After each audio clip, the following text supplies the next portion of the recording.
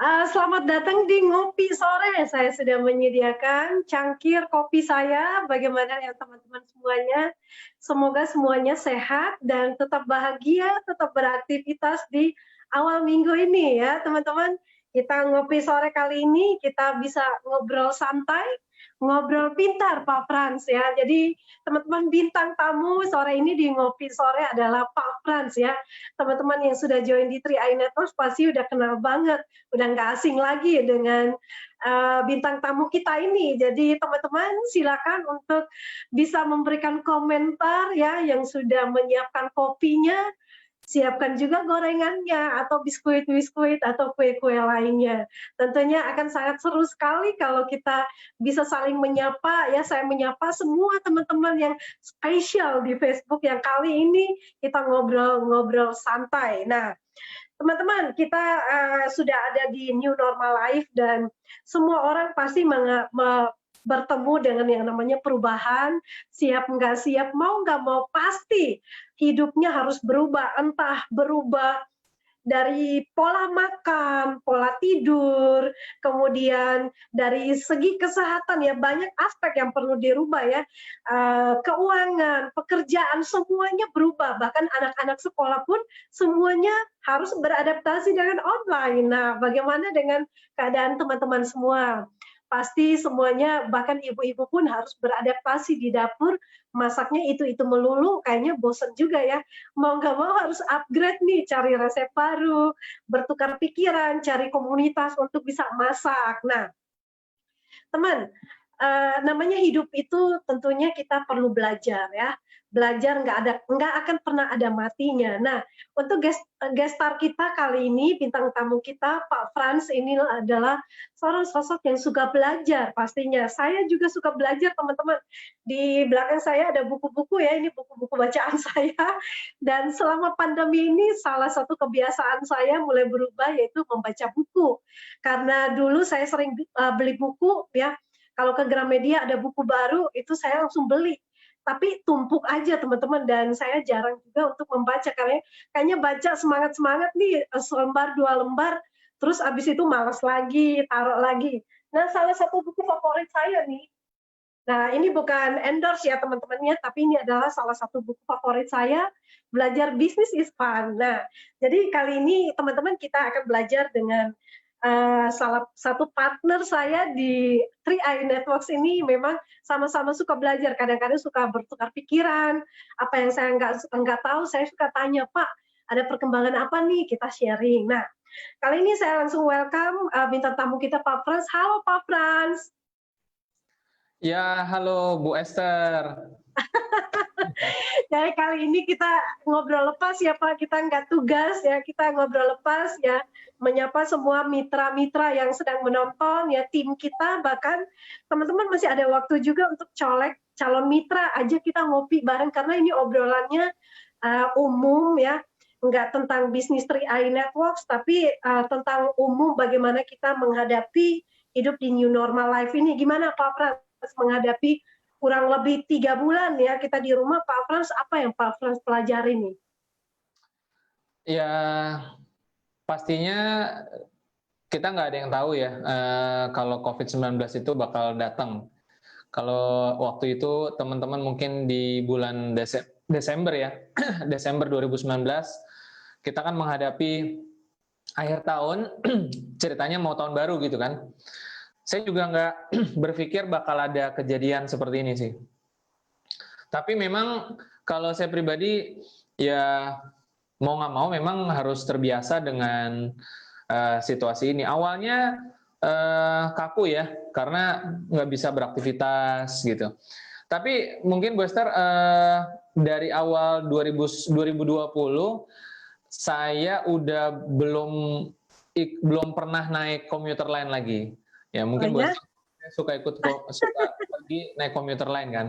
Dan sebelum COVID-19 rame di Indonesia itu, saya udah nggak kemana-mana sebenarnya. Ya mungkin rencana Tuhan juga kali ya, saya juga nggak tahu gitu kan. udah diproteksi gitu. Iya sama Pak, saya selama pandemi juga udah memang nggak kemana-mana. Paling keluar kompleks ya, makan sate ya, cari makan di sekitar kompleks aja sih jalan yang nggak lebih dari 3 kilometer, kadang-kadang uji nyali juga sih kayaknya berat badan udah mulai nambah. Keliling kompleks itu berapa kali sampai kita lihat stopwatch-nya itu kalau sudah mencapai 5 kilometer kita pulang. Kayak gitu Pak Frans, jadi memang nggak ada aktivitas keluar lagi, gereja pun ditutup, ya ibadah pun ditutup, mau bekerja pun tentu apalagi ya, naik angkutan umum kayaknya beresiko juga, jadi mau nggak mau mungkin lebih aman di rumah ya Pak Frans ya? Iya, betul betul dan ya itu dia, saya merasa sebenarnya, kebetulan yang kebetulan, sebelum COVID-19 ramai di Indonesia tuh, saya udah membangun satu kebiasaan, online gitu. Tapi ya sebenarnya, nggak tahu kenapa seperti kebetulan aja, biasanya tuh saya memang offline, sering naik kereta ya, diajarin sama Bu Esther naik kereta gitu kan. Di awal 2020 itu sebelum rame itu saya udah nggak kemana-mana, nggak tahu kenapa gitu. Udah nggak kemana-mana, aktivitas naik mobil juga udah jarang gitu ya, karena memang lagi mencoba hijrah ke online kan, lagi belajar lah gitu. Dan ternyata kita kan baru COVID-19 di Indonesia tuh bulan Februari kalau nggak Maret, salah, Maret ya? Maret, iya Iya, 16 Maret. betul, dan dari Januarinya 2020 tuh saya udah lebih banyak di rumah sih. Bener-bener belum pernah naik kereta lagi di 2020. Sama ini kayaknya. Nah, Iya. kemudian Pak Frans, apa yang dialami nih dari pandemi ini kan menimbulkan banyak sekali polemik, orang juga kaget. Nah, kalau untuk Pak Frans sendiri, bagaimana responnya terhadap pandemi ini bersama dengan keluarga? Ya, awalnya itu tadi, pasti nggak siap ya. Maksudnya nggak siapnya, karena memang aktivitas offline dulunya banyak, dan sesuatu yang baru berarti kan mengubah kebiasaan yang baru gitu. Ibarat kata tangan kanan kita nih kalau yang biasanya saya tangan kiri di atas jempolnya, kalau harus dirubah ke begini kan, ini perubahan kecil. Tapi perubahan kecil begini aja rasanya nggak enak gitu, apalagi Iya, nggak perubahan nyaman ya. ya harus diem di rumah. Ya tapi saya merasa kalau diem di rumah aja sebenarnya bukan solusi sih. Maksudnya gini, uh, situasi seperti ini nggak tahu sampai kapan. Setiap kali baca berita jumlah terus bertambah. Saya pikir nggak boleh berdiam diri aja gitu. Ya kalau nggak habis juga. Kalau nggak habis gara-gara corona, habis gara-gara ekonomi. Betul. Diam di rumah pun itu kan memang keuangan juga tetap jalan, kebutuhan tetap jalan ya Pak ya. Iya, betul, betul. Dan dampak pasti ada sih ya. Maksudnya, saya rasa semua orang pengusaha bisnis apapun pasti kena dampak besar ataupun kecil. Cuman ada yang dampaknya parah banget, ada yang kena dampak tapi nggak terlalu parah gitu kan. Ya saya sih merasa beruntung ya ada di satu bisnis yang membuat dampaknya nggak terlalu berasa ya. Saya nggak tahu nih kalau dulu saya masih kerja di kantor, saya dulu kan marketing ya Bu Esther ya, marketing di Iya. percetakan, sering offline, dari Jakarta ke Karawang, ke Cikarang, ke Cibitung, ke Balaraja, dan saya nggak tahu nih kalau saya masih ada di sana menghadapi kondisi seperti ini harus gimana, sustain bertahan atau enggak. Saya belum telepon lagi sih mantan bos. Mantan bos saya itu, sebenarnya saya hubungan cukup baik sih, nggak ada masalah ya. Saya berhenti juga baik-baik, resign baik-baik gitu. Cuman belum sempat nanya kabar. Mau nanya sih, gimana bos, apa namanya, COVID-19 gimana? Ini sudah pasti ada tujuannya nih.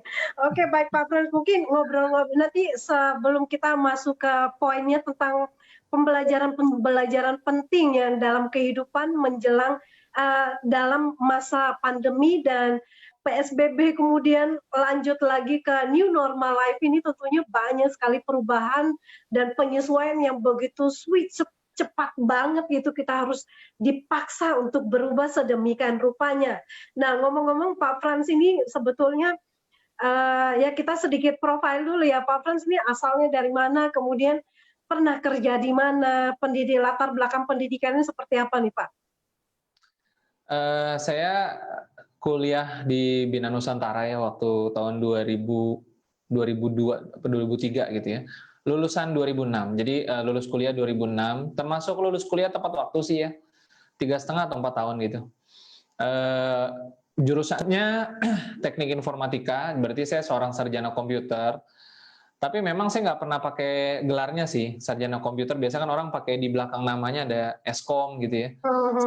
Ya, saya memang nggak pakai sih Bu Esther, karena lulus kuliah itu saya nggak sempat nganggur, langsung kerja. Mungkin karena dari salah satu perguruan tinggi yang bisa dibilang salah satu terbaik lah ya di Indonesia. Jadi masih fresh graduated lah ya Pak ya, langsung kerja. Ya, dan memang waktu itu IPK saya juga nggak jelek lah, dapat 3,3. Harusnya bisa lebih dari itu sih, karena ada satu insiden di masa lalu. Anak muda ya kan suka kadang-kadang suka bandel-bandel dikit gitu. Tapi masih yang inilah, masih yang taraf normal. Harusnya saya yakin bisa IPK 3,5 ke atas, tapi ya sudah lah ya, 3,3 lumayan ya, daripada 2. Ya. Gitu. Dan habis itu saya langsung kerja di perusahaan IT ya, Bu Esther, selama 1-2 tahun. Tapi nggak sempat jadi pegawai tetap karena ternyata saya nggak suka. Jadi baru ketahuan tuh Bu Esther kalau saya nggak bisa di belakang meja. Wah, itu ceritanya seru deh kalau mau diceritain panjang ya, cuma nanti durasi lagi. Ya. Nah, dari situ baru saya terjun ke bisnis jaringan Bu Esther. Saya pernah di bisnis multi level marketing. Jadi padahal dulunya kalau teman-teman mungkin yang nonton, dulunya saya nggak suka multi level, benar. Waktu saya kuliah, saya sempat jalan di koridor, terus ngobrol sama teman. Jadi bayangin aja, saya dan teman saya lagi jalan berdua gitu ya, karena menyusuri koridor kampus. Dan biasa di anak kampus waktu itu kan banyak yang ikut bisnis. Nah, di situ saya ngomong sama teman saya, tuh lihat orang lagi di prospek, ya kan. Pokoknya negatif banget lah. Saya bilang gimana caranya orang itu akan join gitu. Jadi sudut pandangnya negatif. Tapi begitu masuk dunia kerja dan baru sadar tuh Bu Esther, wah kayaknya saya nggak cocok nih di belakang meja. Dan ada temen kenalin bisnis jaringan waktu itu ya. Dan bukunya itu ya mungkin buku yang udah legendaris lah. Kalau teman-teman belum baca perlu baca. Yaitu Robert Kiyosaki, The Cash Flow Quadrant ya. Cash Flow Quadrant. Nah, di situ kebuka tuh Bu Esther. Oh iya ya, betul juga. Bisnis jaringan nggak jelek kok. Nah, saya masuk selama 5 tahun, 2006 sampai 2010 ya, kira-kira. Tapi belum berhasil sih ya, belum dapat mobil Mercy, BMW gitu, belum dapat. Baru coba-coba berarti ya waktu itu ya? Sebenarnya nggak coba-coba juga sih. Jadi masih hijau banget, belum ada pengalaman. Saya ya, Bu Esther, salah satu pengalaman yang saya nggak akan lupa adalah ketika saya prospek orang pertama kali, waktu itu. Nah, istilahnya canvassing ya kalau orang marketing tuh. Jadi memprospek orang yang asing, yang belum pernah ketemu gitu kan. Saya ingat saya coba memprospek satu warung begitu ya, satu warung lah. Saya mau coba kenalan sama yang punya gitu ya. Nggak jauh dari tempat tinggal saya waktu itu. Naik motor Bu Esther, keliling gitu kan. Ini tahun 2000-an, 2006, 2008 lah. Dan udah nyampe di depan warungnya Bu Esther, jalan lagi Bu Esther. Karena nggak berani, keringet jagung, basah semua. Beneran. Itu pengalaman untuk mau prospek tuh ya? Iya, benar. Karena benar-benar dari nol. Saya kan sarjana komputer, bukan sarjana marketing atau apa gitu. Ya, jadi perubahan itu perubahan yang sangat terasa banget gitu ya. Kalau sekarang mungkin. Ya. Oke, Pak Frans. Kenapa dari profesi, apa ini nggak salah profesi gitu, maksudnya dari sarjana komputer, kenapa nggak mencari pekerjaan yang sesuai dengan profesi, malah mencari networking, bisnis network yang berbasis networking? Nah, ini durasi kita berapa lama? Jangan lama-lama pastinya. Ya, versi cepat ya. Oke, jadi sebenarnya kalau dibilang salah jurusan nggak juga sih. Pengalaman mengajarkan saya jurusan apapun yang kita ambil itu sebenarnya pasti akan kepake. Meskipun tidak harus berada di bidang yang sama dengan jurusan tersebut. Dan apa yang saya dapat dari kuliah kemarin di sarjana komputer itu teknik informatika itu sebenarnya kepake kok. Tapi dalam dunia yang lain ya, dalam bidang yang lain. Saya kan dulu diajarkan continuous improvement, teruslah berkembang gitu kan. Jadi nggak stuck gitu. Dan logika berpikir yang saya dapat waktu kuliah itu kepake juga kok dalam dunia bisnis. Jadi kalau dulu di sarjana komputer di teknik informatika diajarinnya if else. If else itu logika komputer ya. Kalau A maka B. Jika bukan A maka C misalkan dan seterusnya. Nah itu kepake. Jadi logika berpikir memberikan satu nalar terhadap sebuah permasalahan untuk mencari jalan keluar. Itu sebenarnya teknik informatika dan singkatnya sekarang kalau dulu rekayasa software begitu kan, karena saya bagiannya software bukan di hardware-nya. Nah kalau sekarang bagaimana merekayasa manusia gitu. Tapi dalam sudut pandang yang positif ya, human engineer gitu. Kalau dulu kan software ini ya kayak gitu Bu Esther. Kepake, tapi nggak di bidang yang sama, itu aja sih. Ya, oke. Baik Pak Frans, jadi kebanyakan ya ini mungkin kita ngobrolnya lebih ke banyak anak-anak muda yang mungkin punya pengalaman kuliah, terus udah tamat kayaknya nggak menjamin juga ya, tidak sesuai dengan ekspektasi kita ya, salary-nya, income yang kita dapatkan, jenis pekerjaan yang kita dapatkan, mungkin terkadang nggak sesuai dengan yang kita inginkan, walaupun mungkin lulusan sarjana S1, S2, S3, atau bahkan mungkin dari luar negeri, kadang-kadang balik ke Indonesia, ujung-ujungnya usahanya malah berlawan dari profesi yang ada. Nah, Pak Frans, gimana sampai bisa terjun di bisnis 3i Networks ini, Pak? Apa yang membuat Bapak tertarik ya dengan bisnis ini? Ya, versi cepat ya. Jadi, soalnya kalau nggak diingetin begitu, saya ngomong bisa 1 jam, 2 jam.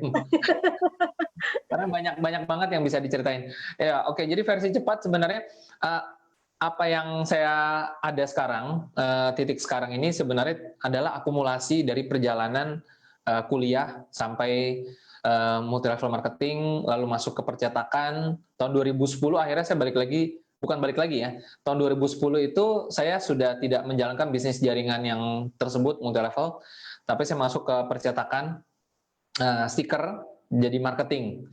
Dan di antara 2010-2016 saya pernah mencoba agen asuransi juga pernah.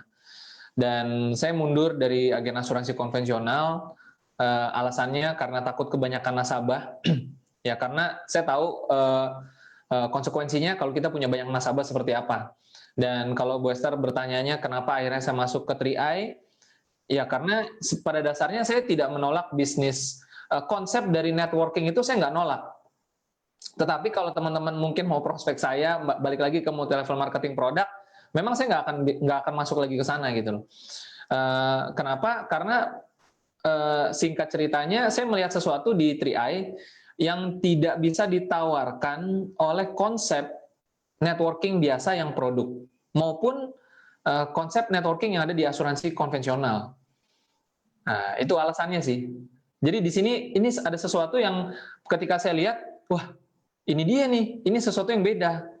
Yang selama ini mungkin kita nggak tahu ada wujudnya dan tiba-tiba ada gitu. Atau kayak misalkan perumpamannya sekarang nih orang hidupnya lifestyle-nya pakai itu ya, Gojek ya, ojek online. Kita GoFood ya kan, GoPay gitu kan, itu udah jadi lifestyle. Dulu nggak ada yang tahu kan, bisa ada ojek online, nggak ada yang tahu gitu. Meskipun mungkin mungkin udah ada Grab ya, tapi kan rilis pertama kali di Indonesia tuh Gojek gitu. Nah ya kemudian baru ada Grab dan lain sebagainya. Nah sama 3i ini sebelumnya kan nggak ada gitu, konsep kayak begini tuh nggak ada. Nah tapi begitu ada, ini kebutuhan. Inilah yang sebenarnya dibutuhkan oleh orang-orang yang mau mencari yang terjun ke dalam bisnis jaringan. Nah itu dibutuhkan apa? Kebutuhan mereka sebenarnya ada di 3i sebenarnya. Nah itu yang saya lihat waktu itu Bu Esther. Ya baik Pak Frans. Jadi memang perjalanannya Pak Frans ini memang adalah sebuah pembelajaran ya. Jangan pernah berhenti untuk belajar dari serentetan perjalanan yang ada itu, akhirnya menyimpulkan dan menemukan sebuah konsep bisnis yang bisa dikerjakan. Dan memang kalau menurut Pak Frans sendiri, pendidikan ya orang kuliah setinggi-tingginya, tapi ujung-ujungnya ya bisnis networking juga, dengan dikerjakan ya jaringan juga. Sebetulnya apa benefitnya nih Pak? bisnis jaring, maksudnya dengan bidang yang berbeda dengan jurusan mereka begitu, lalu masuk ke Iya, Netsuite? betul, bidang yang berbeda. Oke. Ya tentunya saya sih merasa setiap pilihan itu baik dan setiap pekerjaan juga bagus gitu ya. Tetapi mungkin jawaban ini akan kembali ke cash flow kuadran sih, Bu Esther. Mau nggak mau kita akan berputar lagi ke konsep cash flow kuadran, bahwa hidup ini kita punya banyak pilihan, kita bisa jadi karyawan dan kita bisa bangun karir dari sana. Ya, tapi apapun jabatannya kan kita terima gaji gitu kan. Dan nggak salah sih, kita dapat gaji itu nggak salah gitu. Dan yang kedua, kita jadi seorang pengusaha mandiri yang jaga toko, dagang gitu ya. Kita juga yang sibuk gitu kan. Atau yang ketiga, kita bangun sistem corporate, sebuah perusahaan sebuah usaha yang memiliki sistem sehingga tidak menuntut keberadaan kita. Dan yang sulit dan yang mahal itu memang sistem sebenarnya. Nah, lalu yang terakhir puncaknya adalah di investor ya. Semua orang pasti pengen jadi investor kan, punya banyak properti, punya banyak saham, deposito dan lain sebagainya. Puncaknya dari cash flow adalah investor, investasi. Dan dari 4 pilihan ini ya kita semua punya akses, kita bisa memilih, tetapi saya melihatnya tidak bisa selamanya kita jadi karyawan gitu. Dan nggak salah kok kalau misalkan pada akhirnya kita beralih ke menjadi pengusaha mandiri ataupun bangun sistem gitu ya. Ya, tapi secara derajat kekayaan dalam tanda kutip, memang kuadran ketiga ini dan akhirnya kuadran keempat, ujung-ujungnya di sini muaranya gitu. Artinya begini, kalau hari ini saya jadi karyawan, kenapa enggak berpikirnya gimana besok bisa jadi pengusaha yang memiliki sistem, sehingga terjadi sebuah siklus, The Power of Zero kemarin kita nonton gitu ya. Siklusnya berputar, bahwa orang yang hari ini terima gaji sebagai karyawan kan tidak selamanya dia mendapatkan gaji sebagai karyawan. Cepat atau lambat dia akan berhenti kerja. Nah, kenapa harus nunggu lama-lama? Maksudnya begini, kita tahu kenyataannya fakta di negara kita pengangguran banyak, lulusan fresh graduate juga banyak, dan mereka butuh lapangan kerja. Dan jumlah lapangan kerja dengan jumlah tenaga kerja sebenarnya nggak sebanding. Tenaga kerja selalu lebih banyak. Nah, makanya kalau memang kita bisa segera pindah kuadran, artinya kita membuat siklusnya bekerja. Ini sudut pandang positifnya sih. Jadi kalau kita jadi karyawan, ya nggak usah nyampe usia pensiun baru berhenti. Kalau memang bisa segera berhenti dan orang lain baru masuk, ya kan, berarti kan kita menyediakan lapangan kerja. Iya. Nah, ini konsepnya sih, gitu. Jadi ya Pak Frans, berarti gini ya Pak Frans ya, kadang-kadang rata-rata karyawan di Indonesia itu juga mereka nggak sadar bahwa sebetulnya dengan menjadi karyawan itu kan bukan sesuatu yang menjanjikan juga ya, nggak selamanya juga harus menjadi karyawan. Kalau ada yang lebih baik yang perlu dipersiapkan ya, mungkin dari pengalamannya Pak Frans yang saya tangkap sih begitu ya, dari karyawan akhirnya meliriklah yang pasti nggak puas dengan salary orang. Kalau karyawan ya gaji UMR berapa sih ya Pak ya, kita udah ngomong fair-fairan lah, karena kalau menjadi karyawan pasti orang akan cenderung kalau ditawarkan di perusahaan B yang gajinya lebih gede pasti dia akan tergiur berangkat ke sana. Sebaliknya kalau ditawarkan lagi di tempat lain dengan posisi dan salary atau gaji yang lebih besar, tentunya dia akan beranjak ke sana. Tapi ingat, ya resikonya kalau misalkan tidak dibutuhkan atau ada masa kerjanya, ya pasti lengser juga. Nah, bagaimana pandangannya Pak Frans pentingnya membangun belajar ya, karena hidup ini kan kita jangan pernah berhenti untuk belajar. Jadi belajar dari pengalaman demi pengalaman itu yang akan membuat kita, wah ternyata kita harus berbenah diri dengan adanya pandemi ini, menyadarkan orang penting untuk membangun bisnis sendiri. ya, setuju ya. Penting buat kita punya bisnis sendiri, karena balik lagi, kalau memang kita saat ini sudut pandangnya memang harus kembali lagi ke cash flow quadrant kalau menurut saya, Bu Esther.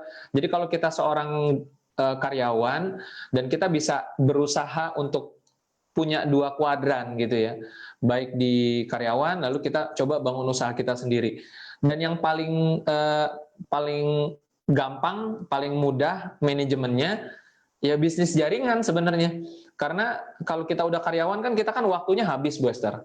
Waktu Yes. habis, tenaga habis gitu ya. Jadi kita nggak bisa terlalu fokus untuk ngebangun usaha dari nol tradisional. Contohnya buka rumah makan. Memang sih kita bisa gaji karyawan ya. Tapi memulai sebuah usaha tuh bukan cuman harus punya uang, waktu, tenaga, dan lain sebagainya gitu. Nah, sedangkan bisnis jaringan, dalam hal ini mungkin 3i gitu ya, itu adalah sebuah bisnis yang sangat fleksibel banget di awal. Jadi kita bisa manajemen waktunya gampang, manajemen tenaganya gampang, ongkosnya juga, dan lain sebagainya. Menurut saya harusnya orang kalau memang memperhitungkan itu semua, pasti gabung sih dengan bisnis ini. Ya kecuali dia mungkin belum klik atau bagaimana gitu. Ya, Pak Frans, berarti mungkin pesan untuk para karyawan teman-teman kita yang masih berprofesi karyawan, ya sebaiknya memulai bisnis itu ya kembali ke mindset ya Pak ya. Jadi bukan kita harus keluar dari profesi harus pindah kuadran baru mulai bisnis, tapi justru di saat kita mumpung ada kerjaan, mumpung ada gaji, ya dari gaji itu kita mulai cash flow-nya itu kita mainkan supaya kita mulai membangun. Nah, bagaimana pandangan Pak Frans nih? Karena kan kebanyakan kan banyak yang sedang mencari-cari pekerjaan, lamar kerja ke sana kemari, dan sulitnya mendapat pekerjaan di era new normal life ini. Banyak juga saudara-saudara kita yang setanah air Indonesia yang mengalami PHK. Jadi Pak Frans ini baiknya seperti apa Pak Frans membangun bisnis dengan basis networking ya, dengan waktu kerja yang fleksibel bisa diatur, apalagi pandemi ini kan kita menjalankan bisnis 3i Networks ini semuanya serba online dan kita work from home.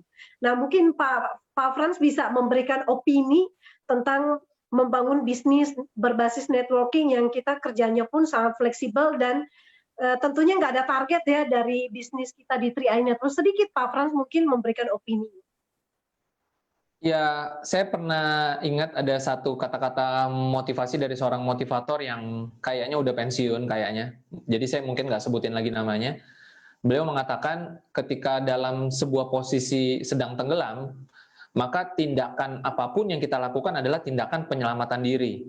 Artinya kalau kita dalam satu kondisi yang sedang lagi turun, gara-gara COVID dan lain sebagainya, dan kita diem aja itu kan berarti kan diem di rumah aja. Diam di rumah mengharapkan dari tabungan tersebut bisa sustain, bisa bertahan, dan melewati krisis. Jadi orang yang diam saja dalam kondisi sekarang itu adalah orang yang mengandalkan tabungannya saja, dan berharap waktu cepat berlalu, krisisnya cepat berlalu, dan tabungannya bisa mencukupi dirinya sampai krisis itu lewat. Itulah yang kalau menurut saya itu orang berdiam diri saja. Masalahnya kita kan nggak tahu nih sampai kapan gitu. Nah, maka cepat atau lambat, ya seperti orang tenggelam yang tidak berusaha apapun. Dan ya sah-sah aja sih, itu kan pilihan setiap orang beda-beda. Tetapi kenapa enggak do something yang bisa jadi lebih menghasilkan, bisa jadi menjadi solusi. Toh saya pernah ketemu Bu Esther, ada satu orang yang posisi dia sudah nggak kerja nih. Kalau nggak salah udah 6 bulan deh, atau berapa bulan gitu ya, dia udah berhenti kerja, dan dia belum ketemu tempat baru untuk kerja. Ini posisi orang nganggur nih, anak muda, usianya mungkin 20-an, 30-an lah. Dan menurut saya orangnya cukup memiliki, ya bisa lah ya, punya kapasitas buat lakukan bisnis ini misalkan gitu ya. Tapi dia memilih menunggu, diam aja, dan saya nggak tahu nih, saya belum kontak lagi ya. Dulu waktu itu, waktu dia masih diam begini nih, belum COVID. Saya nggak tahu nih, kalau dari saat itu sampai dengan ini dia masih begitu aja, wah, kembali ke rumah orang tua mungkin gitu ya, minta lagi gitu. Ya, kenapa sih enggak sambil nunggu, sambil jalankan bisnis ini? Kalau menurut saya sih itu ya, lebih masuk akal gitu. Lakukan sesuatu, toh bisa belajar. Kan sesuatu yang kita tidak senangi bukan berarti tidak bermanfaat. Mungkin hanya masalah like or dislike. Ya, betul Pak Frans. Nah, kemudian kita sedikit ngobrol nih tentang bisnis 3i Networks yang sedang Pak Frans jalani, ya saya juga ya. Kalau menurut saya rekomendasi sekali bisnis ini untuk teman-teman di seluruh Indonesia karena bisnisnya sangat mudah dikerjakan, Ya, cara kerjanya pun sama, simpel dan seragam ya, semua orang bisa mengerjakannya. Nah, dari Pak Pran sendiri bagaimana rekomendasi bisnis yang tepat di era 3i Networks ini? Mungkin dikupas dari sisi 3i Networks ya, karena banyak orang ketika kita prospek, mereka melihat, wah ini ada peluang bisnisnya. Tapi ketika dia dengarkan tentang bisnisnya, dia bilang, waduh, boro-boro nabung ya, makan aja sulit. Nah, bagaimana Pak Frans mengatasi hal-hal yang kayak gini nih? Ya, biasanya tantangan dari prospek kita sebutnya gitu ya, mereka membandingkan sesuatu dengan sesuatu sehingga keluar penilaian kata sulit. Sulit itu kan karena perbandingan, sama seperti tinggi, pendek, mahal atau murah, semua tergantung basis perbandingannya apa. Kalau dikatakan, wah sulit, makan aja sulit gitu ya, atau saya sulit nih ngerjakan bisnis itu gitu. Nah, harus dikembalikan ke tolak perbandingannya apa, tolak ukurnya. Kalau dari sisi saya makan aja sulit, nah justru itu kamu makan aja sulit, kenapa nggak lakukan sesuatu yang ekstra, yang dari effort tersebut, dari kerja keras tersebut, ada kemungkinan makan aja jadi nggak sulit. Yes. Kalau dia tidak do something, kalau dia nggak melakukan sesuatu, dia udah tahu makan aja sulit. Berarti posisi dia sekarang sudah di dalam posisi makan aja sulit. Berarti kalau dia nggak bekerja keras, ya bagaimana dia bisa keluar dari situasi itu? Iya. Sama juga dengan orang yang ketika dia mengatakan bisnisnya soalnya sulit Pak. Nah pertanyaan saya, sulitnya dibanding apa dulu nih? Kalau dibandingin dengan pekerjaan biasa yang penghasilan 2 juta, 3 juta sebulan, dengan jam kerja 8 jam sampai 10 jam, kadang Sabtu Minggu tetap masuk, saya rasa pekerjaan itu juga sulit. Jadi saya rasa tidak ada yang mudah di luaran sana gitu. Jadi sulit ketemu sulit, cuman sulitnya di 3i lebih mudah daripada di luaran sana. Nggak ada yang gampang memang, tidak ada yang makan siang gratis, semua perlu kerja keras. Tapi kalau diukur, dibikin tabelnya gitu ya, kayak orang IT kan sukanya gitu. Nah maka kita kan lihat tingkat kesulitan di 3i dibanding tingkat kesulitan di luaran sana sebenarnya nggak ada apa-apanya kok. 50.000, nabung 3,5, ajak teman 5, dapat 1 juta. Jadi tinggal bagaimana tolak ukurnya. Cuman masalahnya ada tipikal orang yang mau diajak ngobrol, diskusi begitu kan. Ada juga yang ya mungkin bahasanya auban gitu ya. Jadi ya diam-diam aja gitu dan menyimpulkan ya. iya. Oke Pak Frans. Nah ini menarik ya teman-temannya. Jadi dari perjalanannya Pak Frans ini kita bisa belajar nih dari seorang karyawan kemudian menjadi networker. Dan Pak Frans, kita mau ngobrol nih tentang kehidupan Pak Frans sendiri nih. Kalau tadi kita udah memberikan solusi ya buat teman-teman. Nah bagaimana Pak Frans dari pindah dari seorang karyawan menjadi seorang networker, dan akhirnya dari pembelajaran-pembelajaran itu menemukan bisnis 3i Networks, dan saat ini kan Pak Frans sudah posisi Goal Agency. Nah, artinya kita bicara juga tentang karir nih Pak. Ya, namanya karirnya semakin naik, tentunya income-nya atau penghasilan juga tentunya akan naik. Nah, bagaimana Pak Frans membuat impian-impian Pak Frans menjadi kenyataan dari berpindah dari seorang karyawan. Karyawan itu tidak salah, memang baik. Tapi dari situ kita bisa melakukan pembelajaran-pembelajaran untuk melakukan hal yang lebih baik lagi. Kalau bisa ada pekerjaan dan profesi yang lebih baik lagi, kenapa tidak? Nah, sekarang kita lihat sendiri sebuah kisah perjalanan sukses dari Pak Frans ya, bagaimana sampai menjadi seorang goal agency di 3i Networks ini. Oke, karir ya Bu Esther ya. Ya. Saya masuk bulan Oktober 2014 di 3i. Waktu itu saya dikenalin sama teman saya, dan yang saya lihat kenapa saya mau join perusahaannya sih. PT AJKAR, Salim Group, yang memang saya sudah kenal, saya sudah tahu perusahaan ini ada eksis di Indonesia, bahkan sebelum ada 3i. Jadi makanya saya nggak ada kesulitan buat join, langsung aja join gitu ya. Meskipun teman saya juga baru join saat itu. Saya join, di join, ya udah. Jadi nggak ada yang bimbing kan, sama-sama nggak ngerti gitu. Nah, tetapi saya baru gabung itu, baru jalankan dengan serius Itu bulan Agustus 2015, Bu Esther. Jadi 9 bulan kemudian. Ya mungkin karena nggak fokus ya di kantor, kerjaan, target dan lain sebagainya.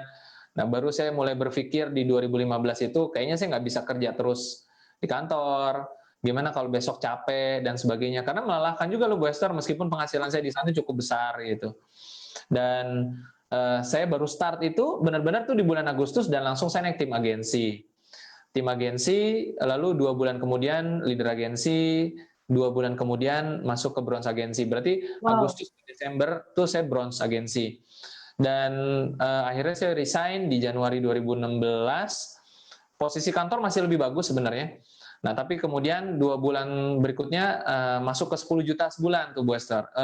Saya silver agensinya kapan ya? Pokoknya di 2016 itu saya silver agensi. Tapi pada saat saya berhenti kerja, saya masih bronze. Dan di 2017-nya saya naik ke gold agensi, agak lama memang. Dan saya dapat trip ke Thailand, ke Korea Selatan 2018 dan harusnya ke Cina juga, tapi memang belum jadi ya berangkat karena lagi COVID-19. Dan yang mau saya ceritain ke teman-teman sebenarnya saya sama sekali nggak merasa diri saya hebat. Yang saya lihat ini semua bisa terjadi karena sistem 3I-nya ya, yang memang bagus. Karena yang saya lakukan dengan yang saya lakukan waktu saya kerja itu sebenarnya sama. Saya hanya memindahkan etos kerja saya, komitmen kerja saya ke dunia ini. Awalnya sambil kerja dengan segala terbatas waktu dan lain sebagainya.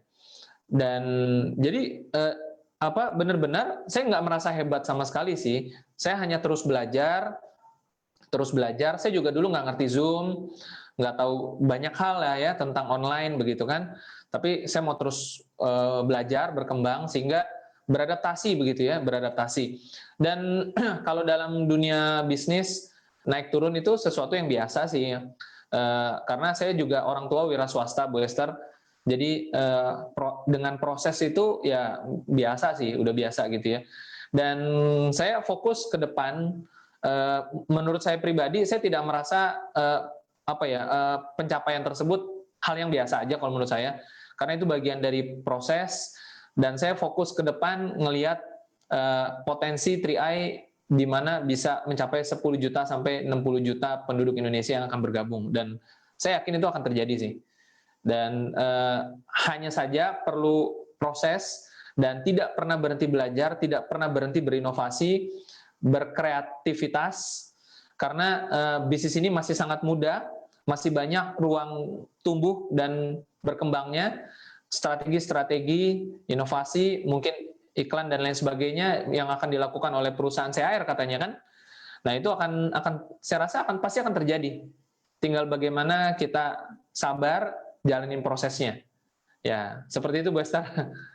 Ya luar biasa ya Pak Frans ya. Jadi yang saya tangkap di sini adalah sebetulnya tetap bekerja ya, hanya memindahkan etos kerja dari perusahaan yang lama ya sebagai karyawan dengan full menjalankan bisnis sendiri. Nah, jadi ini poin pentingnya yang mungkin teman-teman harus pahami nih. Tetap bekerja di bisnis networking itu kita nggak berleha-leha, nggak duduk diam di rumah terus duit datang. Tetap kita bekerja teman-teman. Tapi yang lebih menarik di bisnis ini ya tidak ada target yang pertama. Kemudian yang kedua adalah waktu kerjanya sangat fleksibel. Nah, yang ketiga tentunya yang nggak ada bos ya, yang jadi bos adalah kita. Jadi etos kerja kita harusnya jauh lebih meningkat ya. Kalau tadinya kita di kantor atau di perusahaan orang, kita diatur-atur harus absen, harus masuk jam 8, pulang jam 5 ya. Total PP-nya ya kurang lebih 10 sampai 12 jam. Kita hanya menghabiskan untuk bekerja setiap hari bertahun-tahun. Nah, tidak ada salahnya teman-teman mulai membuka wawasan dan mindset-nya bahwa kita bagaimana kalau ada peluang di 3i Networks yang kita memindahkan etos kerja kita, kemampuan kita bekerja itu dengan mengelola bisnis kita sendiri. Seperti yang Pak Frans lakukan, dan saat ini Pak Frans kalau sudah ada di Goal Agency ini, apa saja nih Pak Frans selain dapat income ya, kalau Goal Agency itu income-nya 25 sampai 30 juta per bulan ya Pak Frans ya. Dan selain itu saya juga dengar-dengar ya Pak Frans tadi ngomong dapat reward ke luar negeri, kalau misalkan dibanding dengan kita masih menjadi karyawan itu seperti apa Pak Frans? Ya, eh, saya jadi karyawan 2 kali, satu sebagai staf IT dan satu lagi sebagai marketing, dan tentu saja punya kondisi situasi yang berbeda. Dan kalau dibandingkan dengan 3i Networks, tentu saja pertama mungkin Bu Esther saya mau katakan hasil penghasilan materi lah ya, secara material gitu ya. Itu kalau saya melihatnya itu sebagai sebuah efek samping sih. Sebagai sebuah efek samping yang bukan menjadi tujuan utamanya. Maksudnya kalau saya bekerja di kantor, saya sudah tahu paling tinggi berapa sih gitu kan. Betul dong, ya kan? Iya. Jadi kalau dari hitungan materinya, ya teman-teman bisa ngitung lah, kalau kita kerja di kantor, berapa sih maksimum yang kita bisa dapat. Nah, kalau kita bekerja di 3i, berapa sih maksimum yang kita bisa dapat. Jadi menurut saya nggak adil juga ya kalau mengcompare secara materi ya, karena ya udah pasti besaran 3i lah, kan udah jelas hitungannya gitu loh. Ya jadi kalau teman-teman maksud saya nggak semuanya kita nilai dari materi saja gitu. Tetapi yang lebih penting dari itu adalah ujungnya akhirnya apa? Ujung akhirnya adalah passive income. Kalau saya passive income dan aset yang bisa diwariskan ke anak, ke istri, ke keluarga yang saya tidak akan pernah bisa lakukan itu kalau saya di dunia kerja. Menurut saya itu adalah ultimate-nya gitu loh. Ya kalau jalan-jalan ke luar negeri, trip, ya pasti dapat. Ya kan kalau kita berprestasi, betul nggak? Ya mungkin kalau teman-teman kerja di perusahaan juga mungkin bisa dapat. Nggak semua perusahaan sih. Ya tapi kalau di 3i ini tentu saja ada sebuah ujungnya, ada sebuah tujuan akhirnya yang mau dicapai, dan menurut saya itu yang terpenting. Dan dalam perjalanannya mencapai growth agency, punya penghasilan 27 juta sebulan, ya itu menurut saya efek samping ya. Ya mungkin kalau teman-teman di perusahaan jadi general manager mungkin bisa juga 50 juta. Tapi komparitasnya adalah di sini kita nggak punya tanggung jawab yang harus begini, harus begitu, harus begini, harus begitu. Jadi secara freedomnya dapat, udah pasti. Ya kan, kita bisa ngatur, ngelola lebih mandiri lah gitu ya. Tapi ujungnya sih, kalau saya pribadi saya ngejar ujungnya. Bagaimana di hari tua saya nanti saya bisa nikmatin time freedom ya kalau financial freedom udah pasti gitu ya, dan saya punya sesuatu yang saya bisa wariskan, dan saya pengen melakukan sesuatu nanti di hari tua saya bukan karena katakanlah kalau orang masih harus bekerja di hari tua karena terpaksa gitu ya, tapi ya mungkin karena fun aja. Kan tadi kan Bu Esther ada pegang buku Business is Fun ya. Ya kalau kita bisa Ya, di hari tua dengan fun bukan karena kebutuhan. Ya kalau saat yes. ini kan kebanyakan orang kan bekerja karena kebutuhan. Kalau nggak kerja dia nggak dapat uang. Tapi gimana kalau suatu hari nanti kita bisa posisi terbalik, tidak bekerja tetap dapat uang, tetapi kita berkarya karena memang fun, karena memang kita mau lakukan sesuatu yang produktif. Itu kan sesuatu hal yang berbeda. Seperti itu Bu Esther. Dahsyat Pak Frans ya. Jadi ini pandangan-pandangan yang akan membuka wawasan kita ya tentang bagaimana kita memulai ya. Apapun yang bisa kita kerjakan sebaiknya dikerjakan, apalagi melihat value-nya ya. Manfaat-manfaat yang kita dapatkan itu penting sekali teman-teman, karena ya bukan masalah kita mau membandingkan. Menjadi karyawan tidak ada yang salah selama teman-teman mencintai pekerjaan tersebut, lakukan ya. Ada yang juga karena hobi, nggak apa-apa. Tapi jangan lupa bahwa tidak selamanya kita ada di sana dan harus mulai melakukan persiapan-persiapan untuk ya hal-hal yang tidak terduga ya, bahkan untuk nanti pensiun kita, hari tua kita kan nggak selamanya harus jadi karyawan, tetap kembali ke sana. Ya, jadi Pak Frans, kita ngomong-ngomong tentang never stop learning ya. Jangan pernah berhenti untuk belajar. Nah, ini kan merupakan moto dari Pak Frans sendiri. Nah, apa sih yang membuat Pak Frans itu harus punya moto dan prinsip hidup bahwa hidup itu jangan pernah berhenti belajar? Ya, kenyataannya hidup ini memang tidak ada yang abadi kecuali perubahan. Karena kan ya hidup ini selalu berubah gitu kan. Dari waktu kita SD, SMP, SMA, handphone aja terus berubah, softwarenya terus berubah, cara-cara berubah, dan bicara teknologi misalkan, saya yakin banget, saya percaya banget dalam the next 5 tahun, 10 tahun, teknologi-teknologi virtual, reality, ya seperti di film-film science fiction itu akan semakin marak gara-gara orang didorong gara-gara corona misalkan gitu ya. Jadi ya saya rasa senantiasa kita harus terus belajar karena tidak ada ujungnya sih ya. Pembelajaran kan seumur hidup. Jadi bukan Ya, hanya di bangku sekolah gitu. Nah, makanya betul. saya merasa apabila memang kita kaitkan dengan bisnis gitu ya, Bu Esther, kalau hari ini kalau kita melihat sebuah peluang dan memang peluang itu kita belum punya, belum menguasai ilmunya dan lain sebagainya, saya rasa tidak ada alasan kita untuk menolak hanya karena kita tidak bisa. Karena sesuatu yang kita tidak bisa sebenarnya hanya belum bisa, tapi kita bisa pelajari. Apalagi jika memang sesuatu tersebut sebenarnya tidak membutuhkan hal yang gimana-gimana banget. Saya ingat banget Bu Esther, saya belajar Zoom aja nih, itu benar-benar otodidak sih. Ya mungkin kalau orang yang udah canggih banget, saya meskipun IT kan nggak canggih-canggih banget juga gitu loh. Tapi mau belajar, mau cari tahu, mau iseng-iseng buka-buka ya kan websitenya dan lain sebagainya bisa. Begitu juga hal-hal lain yang sebelumnya saya nggak kuasai dalam 2 tahun terakhir aja hal-hal banyak hal lah ya yang saya pelajari. Kita mulai Zoom itu sejak 2018 atau 2019 saya lupa. Dan kesini banyak hal baru yang saya pelajari. Jadi nggak ada ruginya kalau kita belajar tuh nggak ada ruginya. Justru yang rugi itu adalah kalau kita nggak mau belajar ya. Tapi tentu saja artinya pembelajaran ini kan sifatnya opsional ya Bu Esther. Maksudnya gini, ya kita harus prioritaskan ya kan mana yang kita mau pelajari. Yang penting sikap mentalnya adalah kita tidak pernah berhenti belajar. Itu dia. Ya, tapi kalau dunia ini begitu luas, nggak mungkin juga kita pelajari semuanya juga kan. Nah, maka kita harus memprioritaskan nih apa yang kira-kira bisa menjadi buat hari tua kita nanti, seperti itu. Oke, baik Pak Frans. Luar biasa ya. Jadi pembelajaran itu ya tidak ada batasnya ya selama kita masih diberikan nafas oleh Tuhan ya. Hidup itu kan adalah anugerah ya. Mau nggak mau kita harus belajar karena pembelajaran itu berlaku seumur hidup ya. Belajar banyak hal. Nah untuk sebelum kita close nanti ya Pak Frans ya, karena ini udah mendekati waktu-waktu untuk close.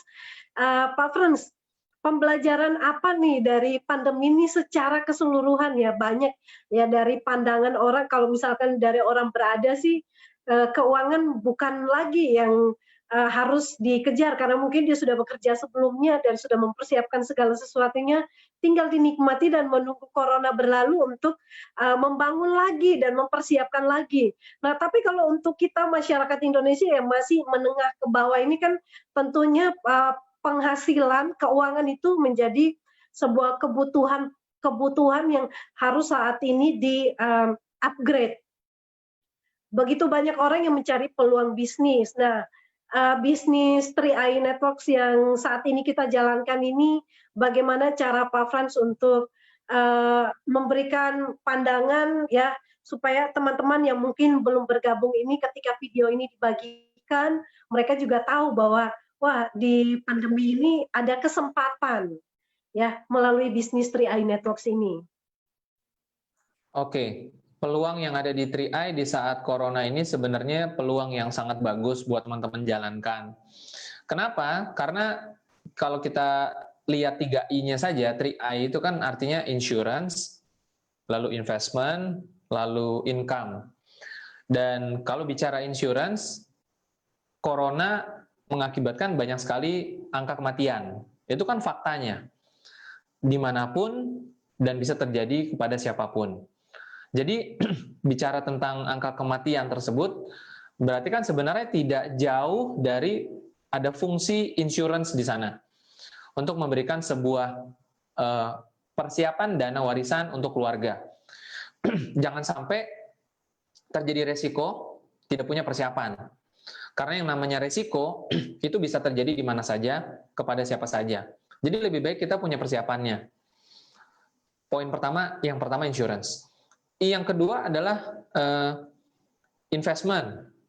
Ya, corona ini kan pasti akan berlalu. Kita meyakini itu. Tetapi mungkin tidak dalam waktu dekat. Bisa jadi 1 tahun lagi, nunggu vaksin, dengar-dengar. Jadi kita tetap harus mempersiapkan sebuah harapan di depan dengan investasi, investment.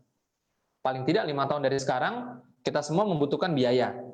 Anak sekolah, dan lain sebagainya. ya hari tua, motornya mungkin udah rusak 5 tahun lagi, perlu diganti. Mobilnya juga demikian. Atau rumahnya perlu diperbaiki. Jadi selalu ada biaya yang kita butuh rencanakan. Jadi jangan, ya kita harus selalu berpengharapan kan. Ya jangan kita melihatnya ini adalah akhir dari segalanya, corona ini. Tetap harus punya pengharapan. Artinya investasi itu penting. Dan kemudian yang ketiga income. Ya apapun situasi dan kondisinya kita memerlukan penghasilan. Nggak jalankan 3I pun kita tetap butuh insurance, kita tetap butuh investasi, dan otomatis kita tetap butuh income. Nah, kalau memang kita butuh ketiga-tiganya, ya 3I kan memberikan itu semua. Yes. Kenapa kita jalankan 3I Networks dalam situasi corona ini ya relevan, sangat relevan sekali. Hanya masalahnya, mau nggak teman-teman membuka diri untuk mempelajari informasi tentang 3I Networks? Tidak kenal, tidak sayang. Kalau ada yang merasa takut begini, takut begitu, tuntaskan ketakutannya dengan informasi, dengan konfirmasi, bukan dengan kekhawatiran yang berlebihan tanpa langkah lanjut. Begitu, Bu Esther. Tanpa langkah pembelajaran ya, Pak Frans ya. Betul. Jadi teman-teman ya sedikit ya tentang 3I Networks itu ya semua, apalagi di pandemi ini ya semuanya kita perlukan. Ya perlindungan itu penting juga sebagai memberikan dana warisan ya buat keluarga, kemudian investasi ya penting karena kita nggak tahu corona ini kan tidak berujung. Kemudian income ya, dengan kita duduk kita di rumah saja masih bisa bekerja, kenapa tidak gitu ya, kan meminimalis resiko. Jadi supaya kita juga membantu pemerintah untuk mengatasi pandemi ini ya sudah, kita mengambil langkah bijak dengan mulai bisnis di rumah saja. Dahsyat Pak Frans ya, jadi teman-teman, Pak Frans dengan posisi Goal Agency saat ini dari seorang mantan karyawan dan percetakan ya, kali ini sudah Goal Agency dan punya income di atas 25 juta ya, sampai 35 juta per bulannya. Teman-teman bisa mengikuti perkembangan bisnisnya. Kita sudah menyediakan juga support system ya. Setiap hari kita ada Zoom online dengan memberikan informasi yang akurat tentang bisnis 3I Networks. Nah, teman-teman yang sedang menonton video ini, bila dibagikan oleh temannya, silakan bertanya langsung ke temannya, bisnisnya seperti apa, dan bisa mengikuti training-training yang ada, menghubungi orang yang membagikan video ini, sehingga teman-teman juga bisa menyelamatkan teman keluarga dan juga saudara setanah air kita di Indonesia ini bebas dari keterpurukan ekonomi. Baik Pak Frans, kita ngopi sorenya sepertinya cukup ya. Terima kasih sekali untuk atensinya, untuk sharingnya, sangat bermanfaat dan sangat menginspirasi kita semuanya, terutama yang masih muda-muda. Kita masih bisa ya, yang sudah mungkin usia di atas 40, 50, 60 tahun pun tetap bisa punya peluang yang sama, karena menjalankan bisnis ini tidak perlu keterampilan khusus atau keahlian khusus ataupun tamatan tertentu. Yang penting teman-teman punya niat, punya kemauan, mau berusaha dan punya KTP, segera hubungi orang-orang yang membagikan video ini ya. Terima kasih sekali lagi Pak Frans, dan sampai ketemu di ngopi sore berikutnya dengan tentunya dengan pembahasan yang jauh lebih menarik lagi. Terima kasih untuk teman-teman semua yang sudah ikut ngobrol pintar sore ini bersama dengan bintang tamu kita Pak Frans. Sampai ketemu di kopi sore minggu depan. Sampai jumpa. Go Crown. Go Crown. Pak Frans, kopinya udah habis belum tuh? Tinggal dikit lagi. Oke, baik Pak Frans, kita akhiri dan teman-teman semua sampai ketemu. Oke. Kayaknya kita foto bareng dulu nih. Oke.